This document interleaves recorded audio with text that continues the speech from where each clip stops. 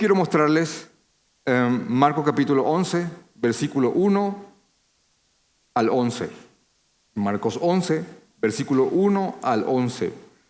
Probablemente en tu traducción el título de esta porción se llame La entrada triunfal en Jerusalén. Y cuando uno lee este texto, lo lee con mucho regocijo porque está viendo a Jesús entrando como un rey, ovacionado por multitudes. Es la escena que no puede faltar en cualquier película de Semana Santa. Pero vamos a ver qué en verdad ha pasado aquí. Así que básicamente vamos a tener los siguientes puntos. Vamos a, como todos los otros textos, vamos a ubicar el texto en su contexto. Vamos a ubicar este texto realmente en su tiempo. Vamos a hablar así, vamos a leer lo que fue la entrada triunfal y lo que se conocería como el inicio de la semana final de Jesús. El inicio de lo que algunos llaman la Semana Santa. Bueno, estás leyendo aquí. El domingo, esto ocurrió el domingo antes del domingo de la resurrección. Esto también lo conocen como el domingo de Ramos. Así que vamos a estudiar la Semana Santa. ¿Y por qué no es Semana Santa? Porque para nosotros la Semana Santa no tiene nada de especial con relación a las otras semanas. El domingo de la resurrección es principalmente más domingo de resurrección que los otros domingos de resurrección. No, hermano, eso viene del catolicismo. Tenés 51 a 52 domingos de resurrección para guardarlos absolutamente igual. Así que vamos a hablar de esta semana hoy. Así que le repito, Marcos capítulo 11, del 1 al 11 es domingo. A partir del 12 es lunes, porque dice al día siguiente. No hace falta mucho cálculo. Versículo 20 es el martes. Y ahí después el miércoles hay como una especie de vacío. Y después vienen los otros días. Jueves hay unos pequeños hechos de Jesús. El viernes Él es crucificado. El sábado hay otra vez una especie de pausa. Y el domingo resucita.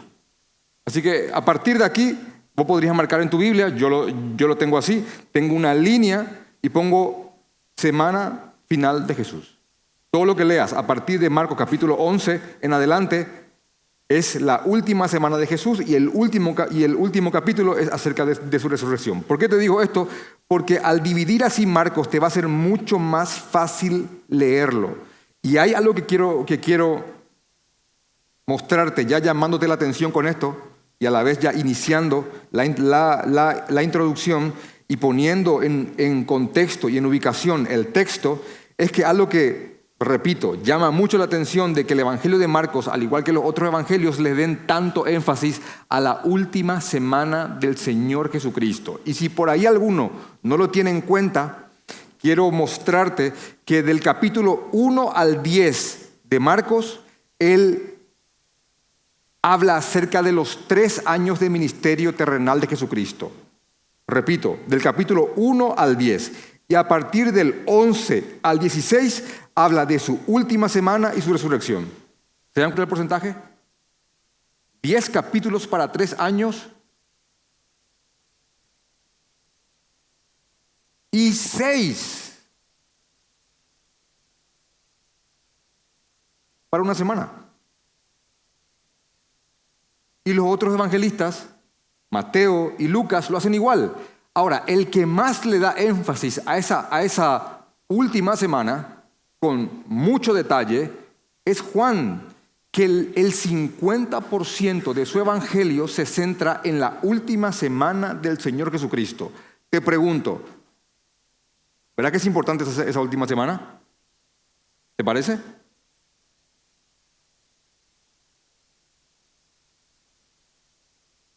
Entonces, al leer Marcos capítulo 11, estamos leyendo el inicio de la semana de la pasión de Jesús, de esa última semana suya en la tierra, Semana Santa para algunos. La misión de Jesús ya está llegando a su fin y lo que vamos a leer aquí en Marcos capítulo 11 es, repito, perdón la redundancia, pero es para que se fije, lo que se conoce como el Domingo de Ramos. El contexto, en un sentido político, cultural y social, es que en aquel momento Israel estaba siendo invadida por los romanos. Israel era ciudad ocupada por el imperio del momento, por los temibles romanos, y cada provincia romana era gobernada por militares y legiones romanas. También había ocurrido aquí que hace años que Israel no tenía la presencia de un profeta que venía de parte del Señor. Se había levantado algún que otro palabrero y falso, pero hace años que ya Dios no hablaba a través de ningún profeta. También el concepto, y este dato les pido que presten mucha atención porque va a tener mucho sentido más adelante, el concepto del Mesías se había adulterado. Y el Mesías que ellos más que nada estaban esperando respondía a su contexto sociocultural político, porque esperaban más que nada un Mesías libertador político. Estaban esperando un Mesías que los libere de los romanos. Atiendan bien ese dato. Estaban esperando que venga el hijo de David, el rey, el Mesías, el Cristo, pero dado el contexto en el cual estaban viviendo, más que nada pensaban en un rey que iba a venir a reinar terrenalmente, iba a sacar a los invasores e iba a establecer un reino terrenal.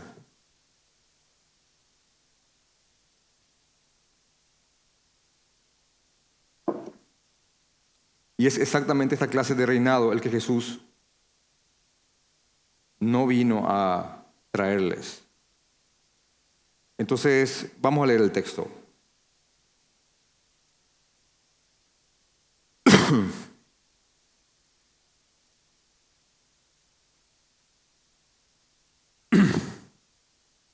Perdón, la garganta me está...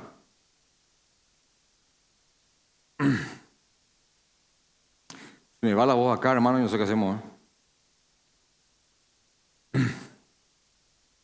Sí, sí.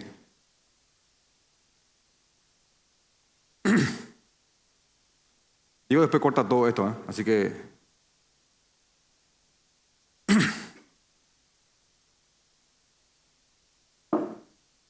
Bueno, Marcos capítulo 11. Cuando se acercaba a Jerusalén, junto a Betfagé y a Betania, frente al monte de los olivos, Jesús envió a 2 de sus discípulos y les dijo: id a la aldea que está enfrente de vosotros, y luego que entréis en ella, hallaréis un pollino atado en el cual ningún hombre ha montado. Desatadlo y traedlo. Y si alguien os dijere: ¿por qué hacéis eso?, decid que el Señor lo necesita y que luego lo devolverá. Fueron y hallaron el pollino atado afuera a la puerta, en el recodo del camino, y lo desataron. Y uno de los que estaban allí les dijeron: ¿qué hacéis desatando al pollino? El pollino. Ellos entonces le dijeron como Jesús había mandado, y los dejaron. Y entraron y trajeron el pollino a Jesús y echaron sobre él sus mantos, y se sentó sobre él. También muchos tendían sus mantos por el camino, y otros cortaban las ramas de los árboles, ahí está esa famosa imagen, y las tendían por el camino. Y los que iban delante y los que venían detrás daban voces diciendo: Hosana, bendito el que viene en el nombre del Señor. Bendito el reino de nuestro padre David que viene. Atiendan esa frase ahí: Hosana en las alturas. Y entró Jesús en Jerusalén y en el templo, y habiendo mirado alrededor todas las cosas, como ya anochecía, se fue a Betania con los 12. Fin de la cita. Eso es lo que vamos a mirar en el día de hoy. Al leer esta cita, les repito, típica imagen de película de Semana Santa, uno se siente como feliz. Miren cómo llegó Jesucristo a Jerusalén para cumplir su misión, y hermanos, fue ovacionado, fue recibido como una estrella, fue recibido por todos con mucha alegría. Acá no hay ningún problema. Estas son las típicas escenas que uno ve y dice: pero acá está todo bien. Pero yo quiero, habiendo leído este texto, quiero diseccionarlo, quiero partirlo en 3 partes, y quiero llamar a la primera parte, Jesús tiene el control. Vamos a ver cómo Jesús tiene el control de absolutamente todo. Después quiero mostrarles, quiero analizar con ustedes la proclamación o la aclamación del rey. Y como tercer punto, la tristeza del proclamado. ¿Por qué? Vamos a verlo. La tristeza de aquel que fue proclamado rey. Así que vamos ya al texto en sí. Jesús está llegando a Jerusalén. Su vida está a punto de terminar. Él llega para la fiesta de la Pascua. La fiesta de la Pascua es la primera fiesta del calendario judío, el 14 del mes primero, en el cual se conmemora la liberación de Israel por parte de los egipcios, quienes fueron los que los esclavizaron. Y la Pascua está en Éxodo capítulo 12. Todos datos muy importantes. Me gustaría parar a explicar la Pascua, pero quiero centrarme en lo que Jesús va a hacer aquí. Y Jesús va a mostrarles a sus discípulos, va a tranquilizarlos una vez más y va a mostrarles que Él tiene el absoluto control de todas las cosas. En Marcos capítulo 11, versículo 1, la cosa, para ir de nuevo ahí, comienza así. Cuando se acercaban a Jerusalén, junto a Betfagé y a Betania, frente al monte de los olivos, Jesús envió a 2 de sus discípulos. Envió a 2 con una misión especial. ¿Cuál misión? Vayan a buscarme un burrito, vayan a buscarme un pollino, un asno joven, para que, y a medida que yo les voy narrando esto, háganse la idea. Estos 2 tuvieron una misión bastante especial que les dijo él, bueno, id a la aldea que está enfrente.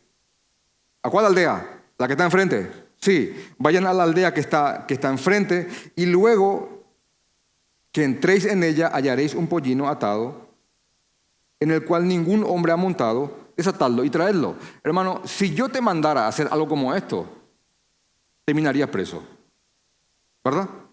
Anda al barrio que está acá al lado o anda a la ciudad que está ahí y cuando entres y haya un auto estacionado ahí en la entrada, subite y vení.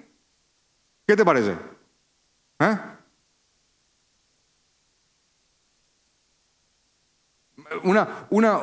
Gracias, el brebaje ahí.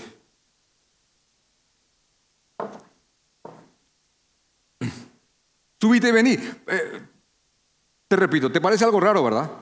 Tenían que entrar a la aldea, encontrar a un burrito pequeño que nunca ha sido montado, desátenlo y vengan. Si por ahí alguien dice, ¡hey, mi burro! Porque eso le dijo. Díganle, es para el Señor. Y él va a decir, bueno, váyanse. Imagínense que eso haga con alguien. Entrar en un auto, te subís. ¿Qué está haciendo? Es para Jesús. Sí, lleva. Es que la escena es loca. No es típica. A veces leemos de una y decimos, sí, pero no es algo típico que alguien haría. Y si fueras el dueño del burrito, ¿qué te parece? Te están desatando el burrito, te lo están llevando y ¿qué haces? Y es para el Señor. Sí. Y yo me chupo el dedo, ¿verdad? Porque más o menos así uno podría contestar, ¿verdad? Porque en nombre de eso te desvalijan y es para el Señor y quién sabe, ¿verdad? De hecho que muchos hacen eso hoy, pero no es el caso. Entonces, esa es la escena. Yo les pido que usen la imaginación a medida que van leyendo esto, porque en toda la escena hay una escena milagrosa. Porque no había forma que Jesús sepa, como un simple humano, 100% humano nada más, de que ellos podían entrar enfrente, en la aldea que está a kilómetros, y entrar y ir hasta un lugar y encontrar un asno joven, un pollino atado que ningún hombre nunca ha montado, desatadlo y traedlo. No había forma. Ahora, lo que dice el versículo 3 es que ellos fueron, porque Él les dijo que si alguien les dice ¿por qué hacéis esto? Decid que el Señor lo necesita y luego lo devolverá. Lo lleva y lo trae. Fueron y hallaron el pollino atado afuera de la puerta, en el recodo del camino, y lo desataron. Y unos de los que estaban allí les dijeron, ¿qué están haciendo? ¿Qué hacéis con el pollino? Tal cual como Jesús les dijo. Y ellos respondieron entonces de la forma que Jesús les había direccionado. Y entonces les dijo como Jesús había mandado y los dejaron.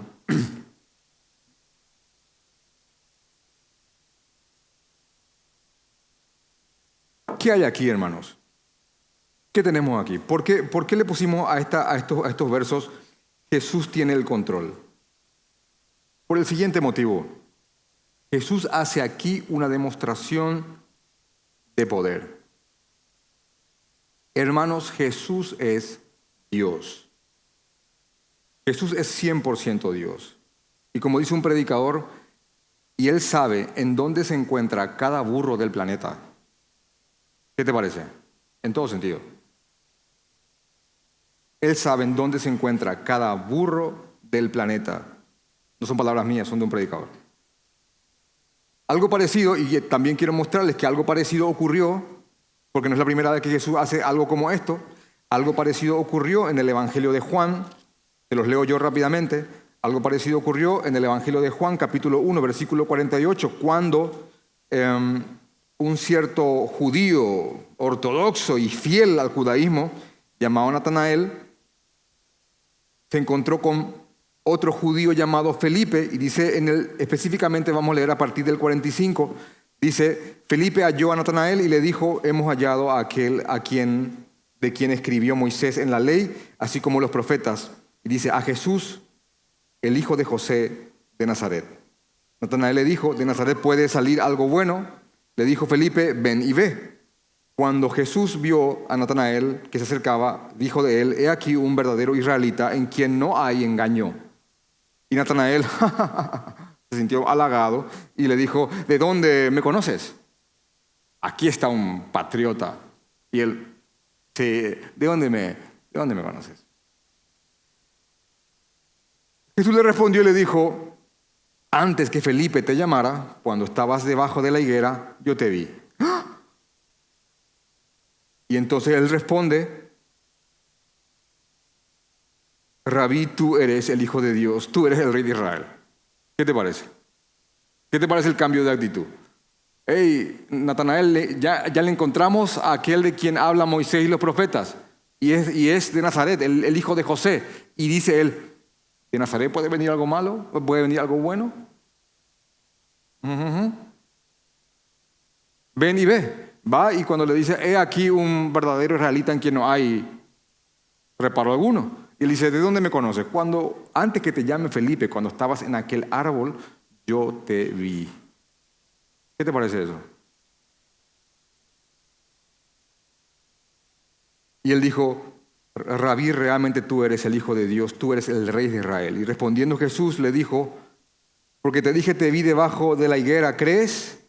Ay, Natanael, cosa mucho más grande que esta vas a ver. Así que estas manifestaciones esporádicas que Jesús hacía de su poder no era la primera vez que estaba ocurriendo. Lo mismo estaba ocurriendo aquí en el hecho del pollino. Jesús montado en un pollito. No se veía. En el hecho del pollino. Entonces él le dijo, vayan a la aldea que está enfrente y van a ver este asno pequeño y desátenlo, y cuando alguien pregunte ustedes. Y uno dice, pero ¿qué tan de milagroso tiene eso? Está bien, pero que se levante un muerto es más fuerte, que tal vez se alimenten 5,000. Pero Jesús, con cada milagro, con cada obra, lo que estaba haciendo él es reafirmar su persona en el corazón de sus discípulos. Y sus discípulos plasmaron estas cosas para que al escuchar de Jesús, al verlo a él, al imaginarlo, al pensarlo, al alimentar su persona en nuestros corazones, también nuestra fe vaya creciendo, así como la imagen de Jesús iba creciendo en el corazón de ellos. El mensaje era claro, hermanos. No olviden quién soy, estaba diciendo Jesús. Yo tengo el control de absolutamente todo. Y todo es parte de un plan divino, mucho más grande de lo que ustedes pueden comprender. Así que confíen, descansen y reposen. Es lo que estaba haciendo Jesús. Pero con cada cosa, hermano, con cada historia asombrosa que está en la Biblia, es el mensaje una y otra vez.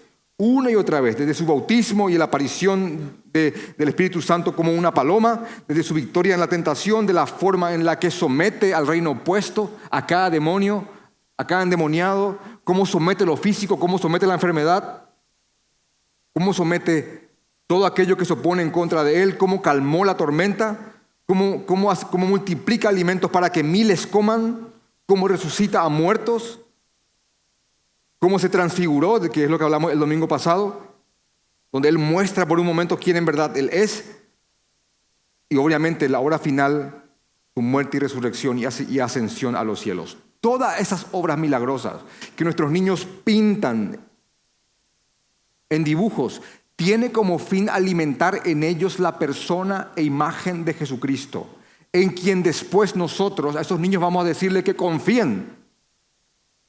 Confíen en aquel que calmó la tormenta. Confíen en aquel que doblegó a demonios. Confíen en aquel ante quien Satanás no pudo con él. Confíen en aquel que dio de comer a miles. Confíen en aquel que murió y resucitó. Pero a veces nuestros niños están mucho más alimentados a las figuras de superhéroes, que ellos quieren ser más como ellos que ser más como Jesús. Conforme alimentes la imagen heroica de alguien, en alguien, esa persona va a querer ser como aquel de quien fue alimentado. Así que,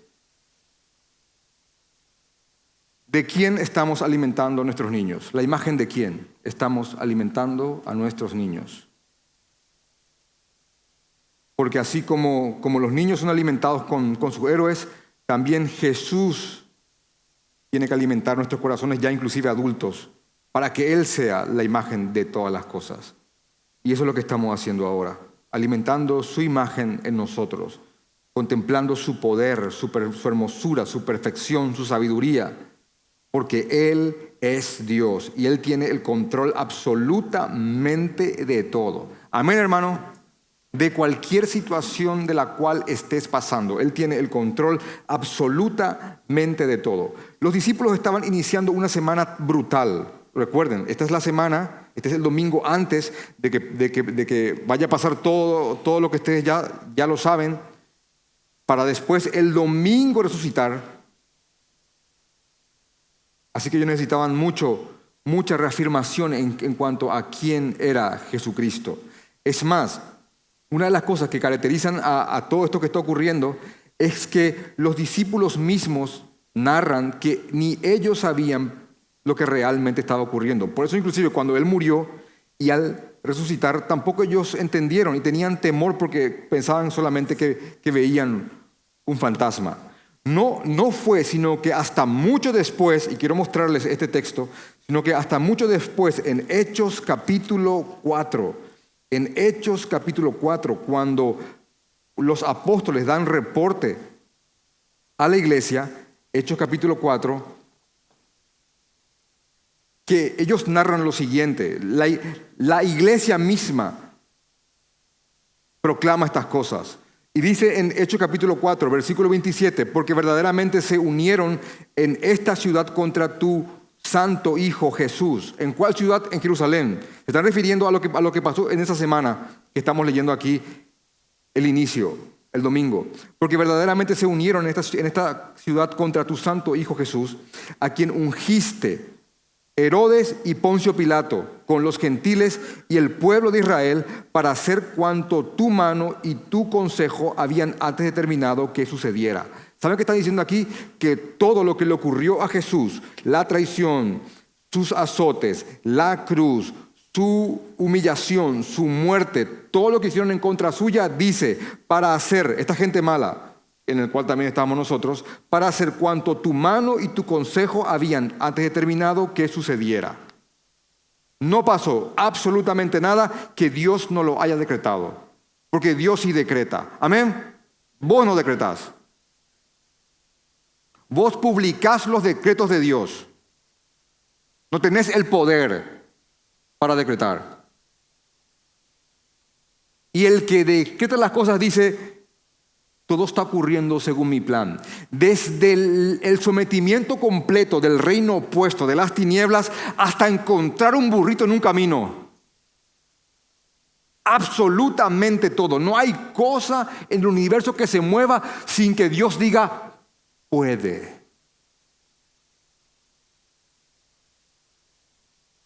¿Por qué es importante esto? Porque, hermano, no importa la situación en la que estés, esto te aplica.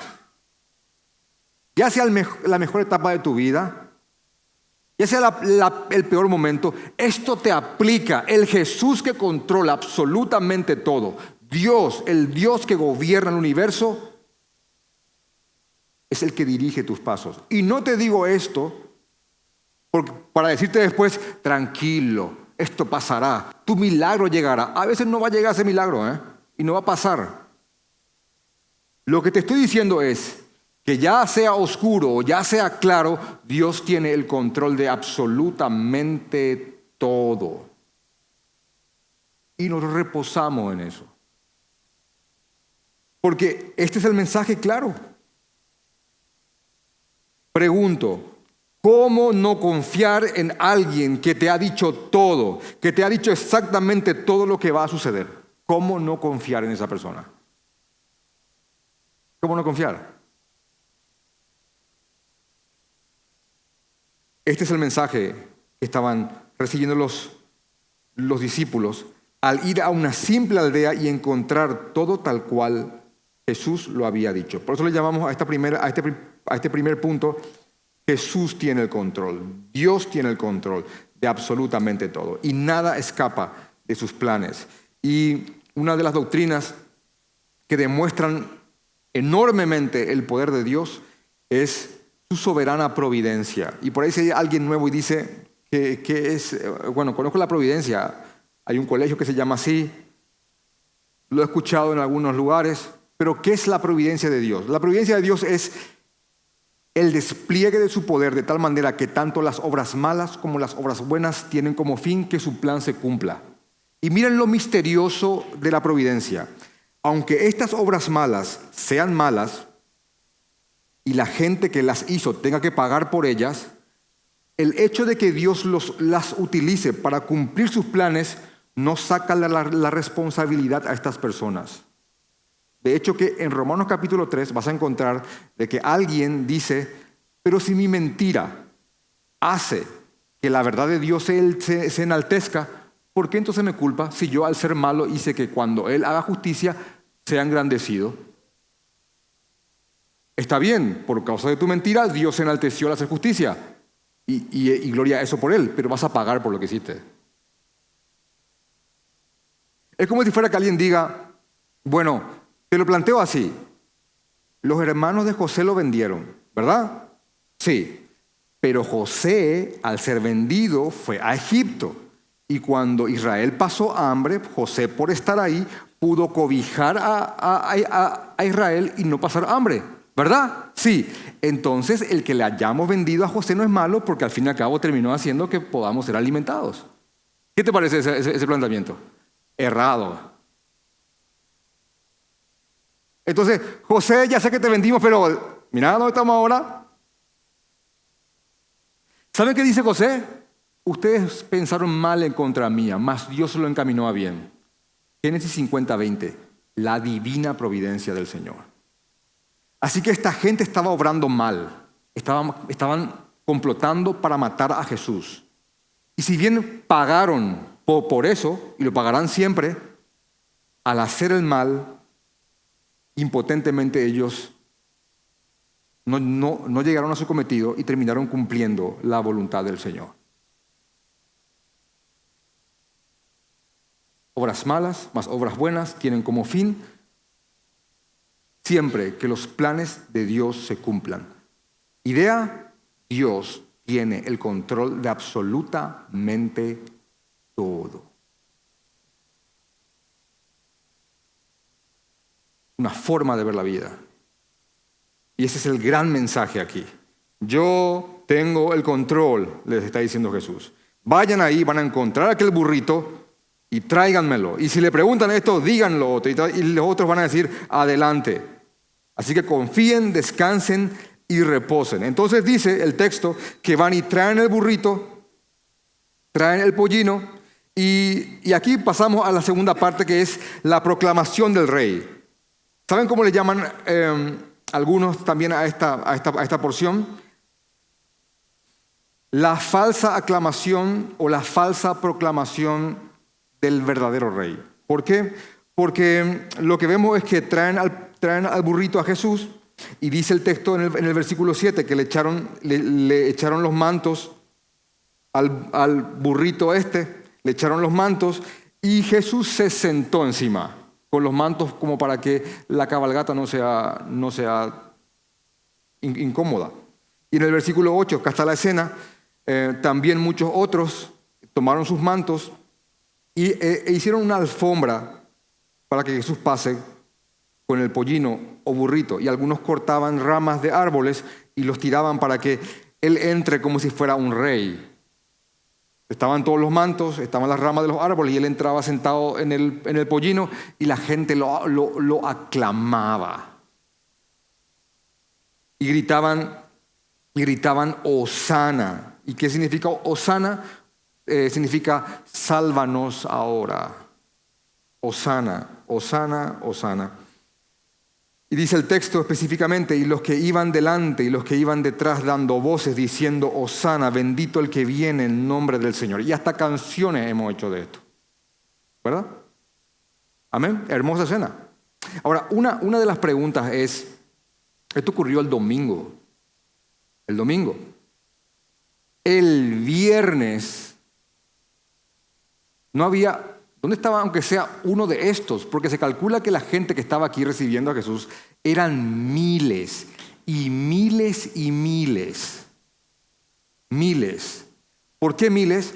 Porque habían ido para la fiesta de la Pascua, y era un tiempo en el cual Israel se congregaba en la capital, en lo que sería Jerusalén, en la ciudad central, para rendir culto, y millones de carneros eran sacrificados en 2 días distintos según la visión de cada forma de contar el día, y había millones de judíos. Así que aquí había un público, una turba extasiada, y había, repito, miles y miles y miles. ¿Por qué digo esto? Estábamos un domingo. El viernes teníamos a toda una turba gritando, crucifíquenlo, crucifíquenlo. Y diciendo un romano, pero yo no encuentro nada malo, crucifíquenlo. Y diciendo que su sangre caiga sobre nosotros y sobre nuestros hijos. ¿Saben lo que quiere decir eso? Mateo capítulo 27, del 22 al 25, crucifíquenlo. Y que la culpa por matarlo caiga sobre nosotros, decía esa turba. Y no solamente sobre nosotros, sobre nuestros hijos también. Oh. Y pregunto, ¿no había absolutamente nadie de los miles que apenas lo recibieron algunos días atrás?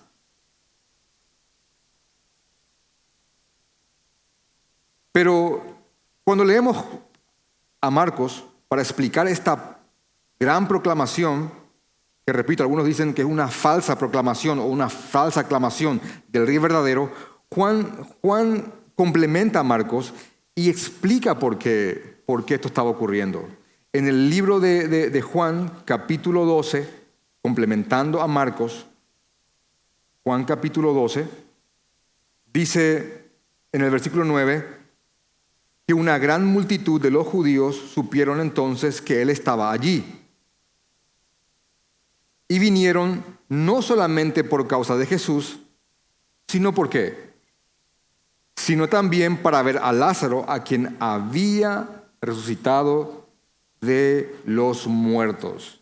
Así que la gente no solamente venía a ver a Jesús, venía a ver al tipo que se murió y ahora está vivo de nuevo. ¿Y quiénes estaban ahí en esa turba? Los curiosos, los que venían a ver a Jesús el milagrero.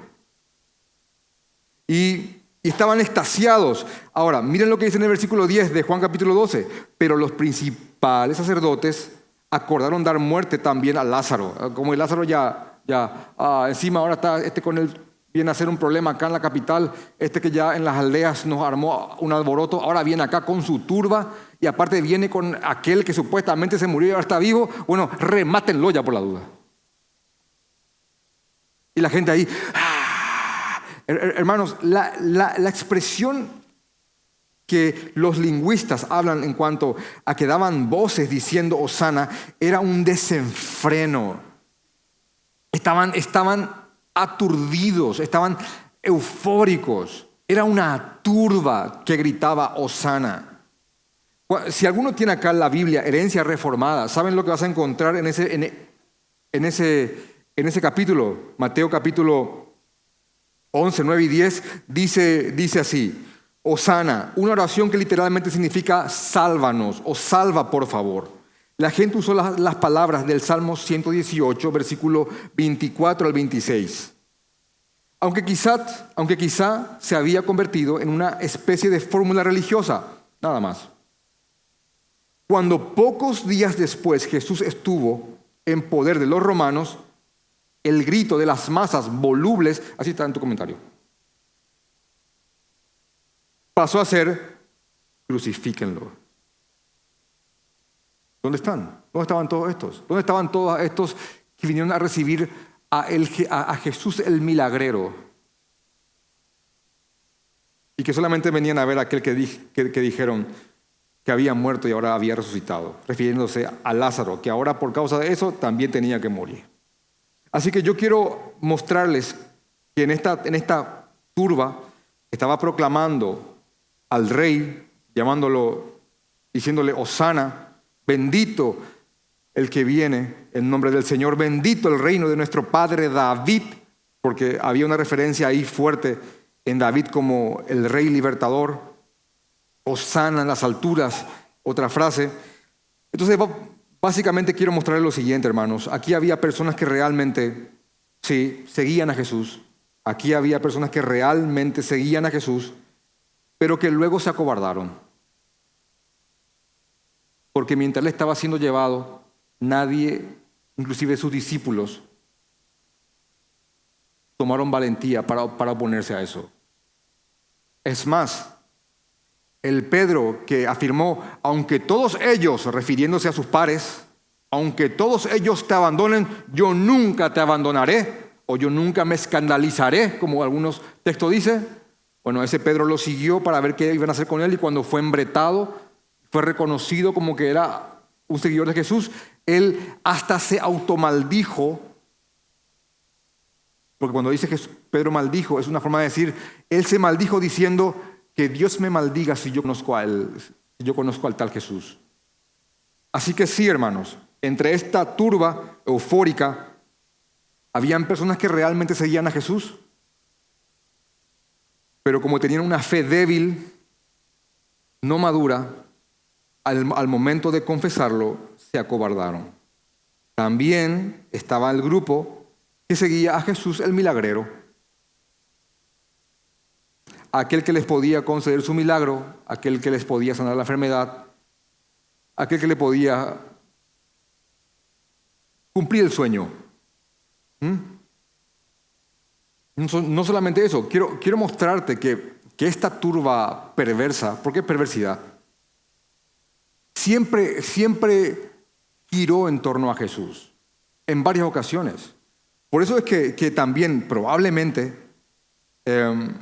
y yo sé que te estoy sacando como el buen sabor de este verso, pero te voy a sacar el buen sabor también de otro verso, porque en Juan capítulo 6, cuando hablamos también de esta escena bíblica, y quiero ir ahí para mostrarte a este grupo de personas, porque después yo quiero preguntarte, ¿por qué estás siguiendo a Jesucristo? También en Juan capítulo 6, otra escena infaltable en las películas de Semana Santa, que es la multiplicación de los panes. Ustedes ya saben cómo es, ¿verdad? Cómo fue. Acá hay gente que tiene hambre, cuántos panes y peces hay, tenemos estos panes y estos peces, el hora se multiplica y muchos comen. Bueno, esa es la pregunta rápida, esa es la narrativa rápida.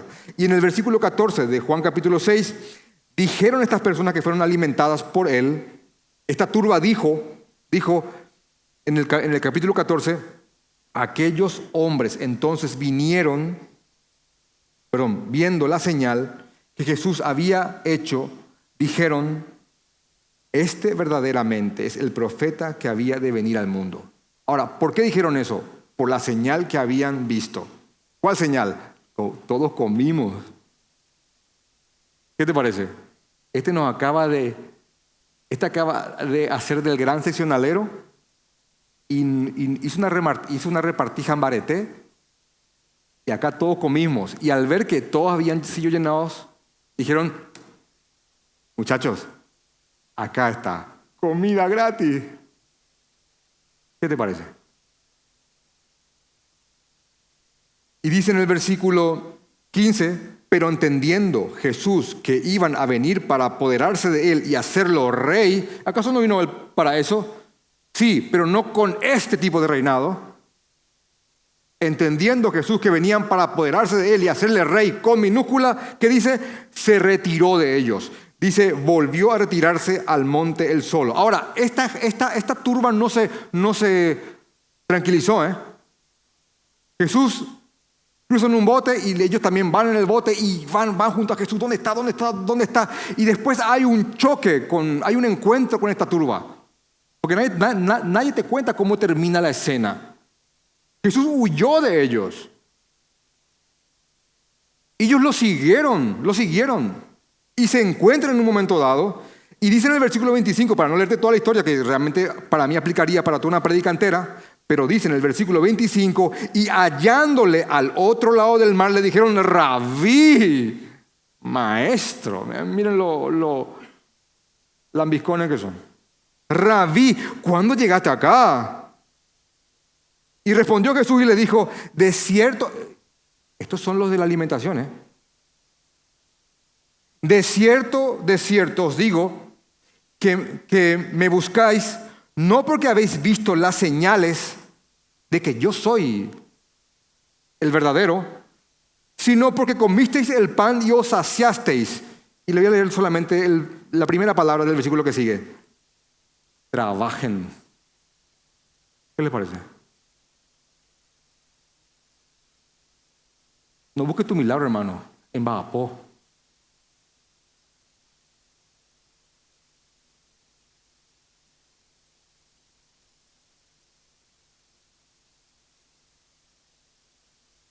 Y él huyó de ellos. Esa misma actitud también estaban muchas personas en esta turba, que solamente iban para ver al milagrero, a aquel que levantó de los muertos a un hombre llamado Lázaro. Y es más, ahí está también Lázaro, vamos a ver eso. Y él era el show. Y por supuesto, también en ese grupo, por consiguiente, habían personas que fueron a buscarlo porque estaban buscando a aquel libertador político, a los cuales Jesús decepcionó profundamente al no llevar aquella prosperidad terrenal y libertad nacional que ellos esperaban. Así que solamente en cuanto a este punto también puedo yo decirles, y sumándome a muchos otros predicadores, que muchos hoy día o en el día de hoy están aclamando a Jesús de la misma forma. En muchas iglesias hoy día, en muchos lugares, te presentan a Jesús el milagrero, el que puede llenar tus graneros de abundancia, el que puede sanarte de tu enfermedad, el que puede restaurar tu matrimonio. Y lo puede hacer, pero no lo busques por eso. Con el cual podemos pisar la pobreza y declarar: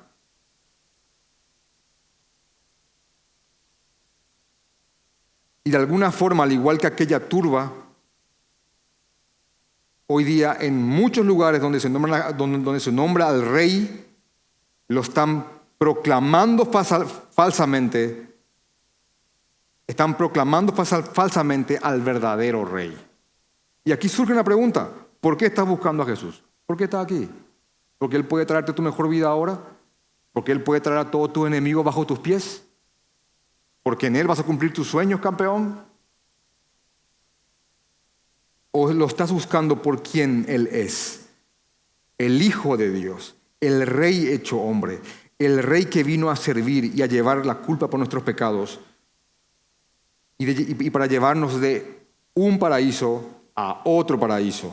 Un paraíso que perdimos por nuestro pecado y un paraíso que estamos ganando por los méritos de Jesucristo, no por nuestros méritos. Así que cuando te acerques a Jesús, cuando te acerques a Él, solo lo puedes hacer de una sola forma, confesando que Él es el Hijo de Dios y todo lo que venga después es simple añadidura y puede venir y puede que nunca venga, pero el sometimiento es total y la rendición sin condiciones. Hermano, una probablemente de las escenas más duras de toda la Biblia para mí es aquella que está en Mateo capítulo 7, del 21 en adelante, cuando llegue ese gran día y haya gente que esté frente a Él, que hayan vivido toda su vida anunciándolo y proclamándolo, y Él les diga, yo nunca tuve que ver nada con ustedes. Es más, una de las cosas que me llama mucho la atención es que en esa escena, cuando esté frente a Jesús, esta gente va a proclamar cristianismo. Va a decir, pero en tu nombre hicimos milagros. Van a decir eso. Jesús, yo en tu nombre hice milagros. Y echamos demonios, Jesús. Hicimos cosas en tu nombre. Y Él les va a decir, yo nunca os conocí. Esa frase, yo nunca te conocí, es tan contundente porque no tiene que ver con que alguna vez tuvimos algo, pero por el camino nos desligamos, sino que el yo nunca tuve que ver nada contigo es nunca lo tuvimos, nunca fuiste mío, nunca. Y esta gente va a quedar como, ¿qué? Y una de las cosas que va a manifestar la actitud del corazón de ellos es que inclusive ellos, al verse sorprendidos porque son descartados, van a reclamar su herencia en base a obras. Pero ¿cómo, Jesús? Sí hicimos. Cuando el realmente creyente pudo haberse ganado el mundo entero para Cristo y jamás va a decir, pero yo hice tal cosa.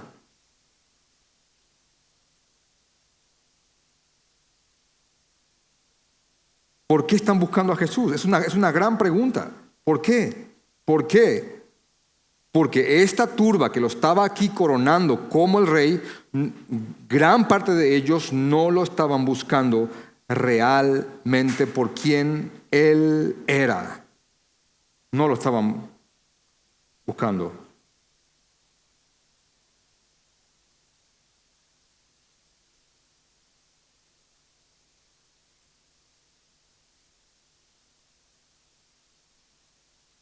Como tercer punto, antes de después hacer un breve resumen de nuevo, como tercer punto, dice Marcos así, narra así. Aquí quiero mostrarles la tristeza del proclamado rey. ¿Por qué? Porque Marcos dice, y entró Jesús en Jerusalén y en el templo, y habiendo mirado alrededor todas las cosas, como ya anochecía, se fue a Betania con los 12. Ya está. Marcos nos dice nada más. Ahora, Lucas sí habla acerca de la actitud que Jesús tuvo ante todo aquello que estaba aconteciendo. En el libro de Lucas, capítulo 19, complementando a Marcos, paralelizándolo, en Lucas 19, versículo 41, dice, y cuando llegó cerca de la ciudad, al verla, dice, lloró sobre ella. ¿Sobre cuál ciudad? Sobre Jerusalén. ¿En qué momento? En este momento. Jesús llegó y lloró. ¿Por qué está llorando Jesús? Por lo que dice en el versículo 42, diciendo, oh, si también tú conocieses, a lo menos en este tu día, lo que es para tu paz, mas ahora están cubiertos de tus ojos. Y él entra y todo el mundo, ¡Hosana! Y él estaba llorando. Y el Seburáis, no saben lo que está haciendo. Si al menos hoy conocieras en tu día lo que es para tu paz, mas ahora tus ojos están encubiertos está esto de tus ojos. Y profetiza más adelante la completa destrucción del pueblo de la ciudad de Jerusalén. Así que esta era la actitud del rey. Él sabía que gran parte de los que estaban aquí no entendían lo que estaban haciendo. Entonces, la pregunta es esta, para cualquiera. ¿Por qué estás buscando a Jesús? ¿Por qué? ¿En qué forma? En esta turba, ¿en cuál grupo uno está? Entre, los que creemos en Él, pero aún tenemos una fe débil, que cuando vamos al mundo y nos enfrentamos para proclamar su nombre, tanto con palabras como con hechos, nos acobardamos. Bueno, si sos de eso, entonces te hace falta que la imagen de Jesús sea alimentada en tu corazón para que vayas y enfrentes a cualquiera, con palabras y hechos, como después los apóstoles, al comprender todo lo que había ocurrido, al ser llenos del Espíritu Santo, entiéndase, llenos de su palabra, fueron y enfrentaron al mundo entero. Y ya no fueron más cobardes, y de los cuales 12 de ellos, 11 murieron de maneras terribles. Y Juan fue preservado para escribir el Apocalipsis y hacer alguna que otras cosas más. Ahora, si hay aquí alguien que está buscando al Jesús de los milagros, qué decepción te vas a llevar.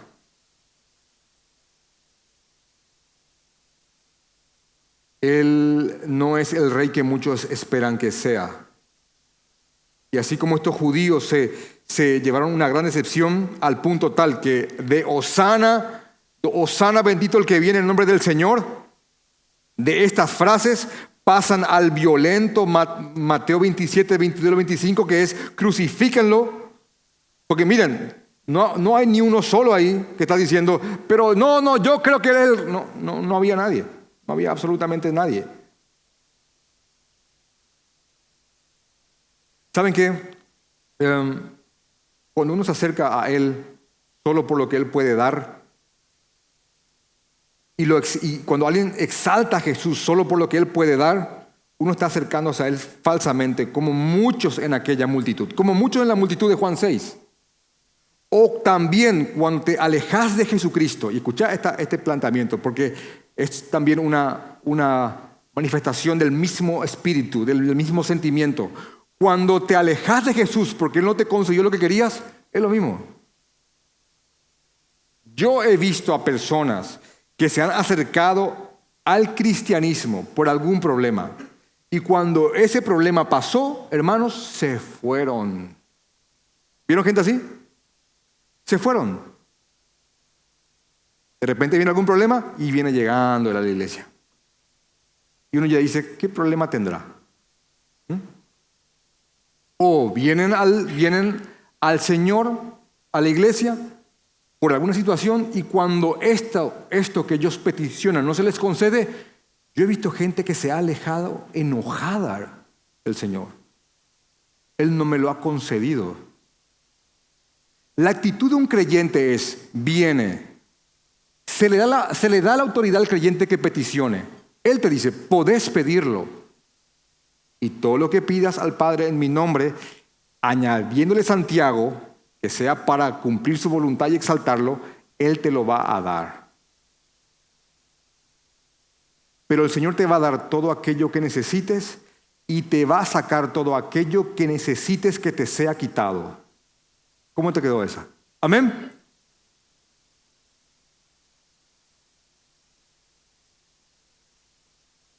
Porque Él tiene el control y su plan es perfecto. Así que nos acercamos a Él y, hermano, en sabiduría podés pedir lo que realmente creas que es justo, pero cada siervo de Dios se abandona completamente a la voluntad de su Señor, de que si Él quiere concederle o no lo que quiere. y lo buscamos de esa forma. Hermano, yo conozco gente que ha sido sanada de maneras que yo no lo puedo explicar. Y conozco gente que por enfermedades han muerto, como cristianos mueren enfermos. Dios ha sido fiel con el uno y Dios ha sido fiel con el otro también. Amén. Yo conozco creyentes muy prósperos económicamente y no sé cómo le hacen. Hacen la jugada y les sale, hermano. Yo digo, pero ¿cómo hace? Les sale todo. Y conozco hermanos que han procurado y están procurando salir adelante. Hermano, no les crece un naranjo. Y están ahí y están trabajando.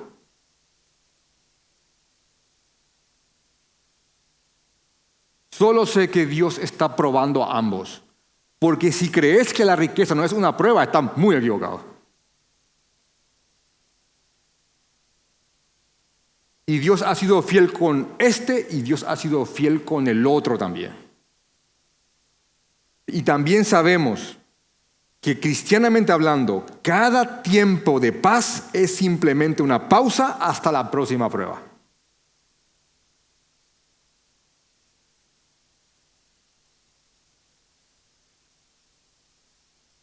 Y así que el pensamiento es este: el Señor tiene el control.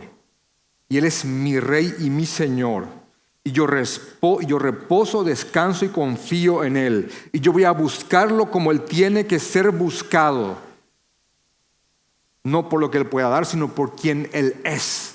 Él es el que fue castigado como si fuera que hizo cada cosa que nosotros hicimos. Mi paz está en Él. Dios lo castigó a Él para tener paz conmigo. Él es mi Rey y mi Señor. El único camino para llegar al Padre, Él es. Y como lo venimos diciendo hace domingo tras domingo, sin Él absolutamente nada tiene sentido. Nada, hermano. Nada. Por Él somos padres, por Él somos esposos, por Él son esposas. Por Él tratamos de ser buenos hijos. Por Él tratamos de ser buenos padres. Por Él trabajamos, nos movemos y en Él somos. Él es. Así que acerquémonos sinceramente al Rey. Amén. Vamos a orar.